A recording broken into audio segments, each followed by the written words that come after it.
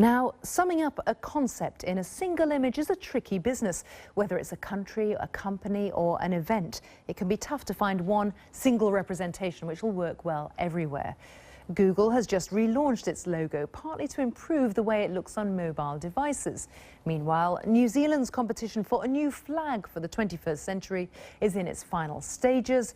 And take another example, the Tokyo Olympics and Paralympics have gone back to the drawing board after allegations that the logo they'd chosen was plagiarised. It seemed just too similar to the Belgian theatre logo we're also showing you. Now, this has inspired some people to post their own designs on social media. One particularly popular idea is to resurrect the city's candidate logo. It was created by design student Ai Shimamin and depicts a wreath of cherry blossoms, one of Japan's most celebrated flowers. Another Tokyo design by illustrator Khan is being widely shared on social media. He said the fan represented good luck and it's traditionally used for cheering in Japan. There's also this from Twitter user Zanma1, who said his design was a nod to Japan's moniker Land of the Rising Sun. Or how about this from Twitter user Shiratori52? The popular paper crane represents peace and good luck in Japanese culture. The designer said the red colour was symbolic of passion. Well, joining us now is Jessia Helfand from Yale University's School of Art. She's also creative director at the website designobserver.com. Jessia, thank you for joining us. I just wanted your input on the brainstorming that goes on when you're asked to create a logo. I suppose you have to find out exactly what your clients are really looking for. That's very true, Philippa. And I think that the American designer Paul Rand used to say, geometry is never wrong. And so it's curious to think of each of these instances you just gave as examples, particularly the use of the circle in the dot and the very recognizable Japanese red mark. You can't brand that, except that Japan, in a sense, has. It's obviously on their flag. And so the relationship, I think, between something that is simple and something that is eternal is really at the core of all logo problems.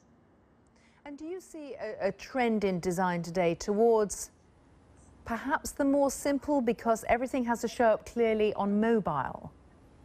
Yes, simple and scalable, and something that can easily be manipulated. But also, I think in the case of the Google logo, what they did, which is quite compelling, and more designers are starting to do this, is to consider not just the mark, but its behavior over time and space, which is to say that it can't just be really a graphic design emblem anymore. It's not static, it's kinetic. It needs to work in space and time, large and small, all across the world. And so for Google to roll out its logo and explain these behaviors in an animation, I think was very clever and has been, I think will be, and will continue to be well received. It's very intelligently done. The colors perhaps a little bit less so. I'm not exactly sure about the color palette. And some people have criticized the fact that it is very simple to the point of being childlike. But less is more, continues to be more. And if something is to be an enduring icon, it helps to keep it very simple. That's also a big issue, isn't it, with the New Zealand flag, where there has been some criticism that the 4 shortlisted designs are, to use your word, too childlike. But they are very recognizable. They're recognizable and they're historical and they have great cultural significance in New Zealand. The koru, which is the kind of circular form, is a kind of fern. And the fern branch itself is a kind of fern, obviously. And so both of them have these kind of botanical, cultural representations. Now, obviously, in your line of work, you're always open to influences and inspiration. Yet you have to be very careful that anything you create is inspired by, without being seen to be copying in any way. I mean, that can be a subconscious issue, can't it, as well? It's very tough. That's a good point you raise. And I think that this whole idea of plagiarism, when you're dealing with something as simple as geometry, is very tricky. It's also true that everyone can do a search, not just on Google, but people do search. You can search by image. And so a client can search the sketch of your logo and say it's been done by someone else.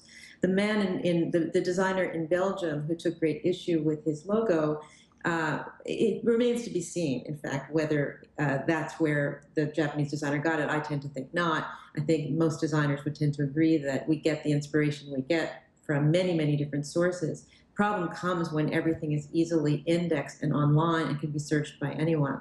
And I think the bigger issue, if I may, is that everyone today is interested in logo design where they weren't 5, 10, 15 years ago.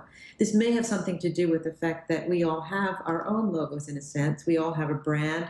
All of us who are on social media see the visual representation of the composite things that are us as something that is worthy to be defended. And I think this has something to do with the degree to which civilians, non-designers, everyone is visual now. Everyone with an Instagram feed is thought to have possessed visual literacy. And so it gives everybody a very strong feeling about what is representing their culture, their blog, their website. People feel strongly about these things in ways they never did before.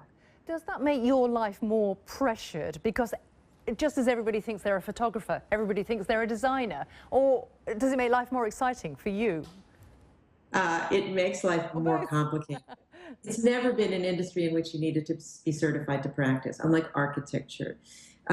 Design, and particularly design since it's become enabled by, supported by amazing digital tools, is something that everybody can do. And there's a wonderful democracy to that. We can all actually express ourselves in multiple ways. But it also levels the playing field in a strange way. I mean, everyone's email looks alike. We all write in the same typefaces.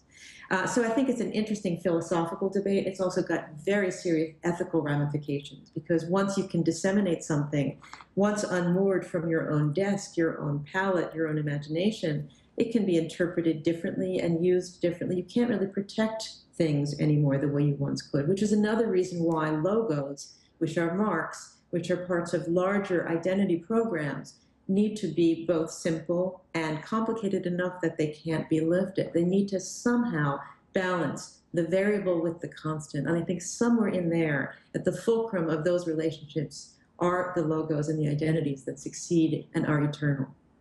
Jessica Helfand, thank you so much for joining us from Yale. That's been really educative and exciting for me too. Thank you for your time. My great pleasure, Philippa. Thank you.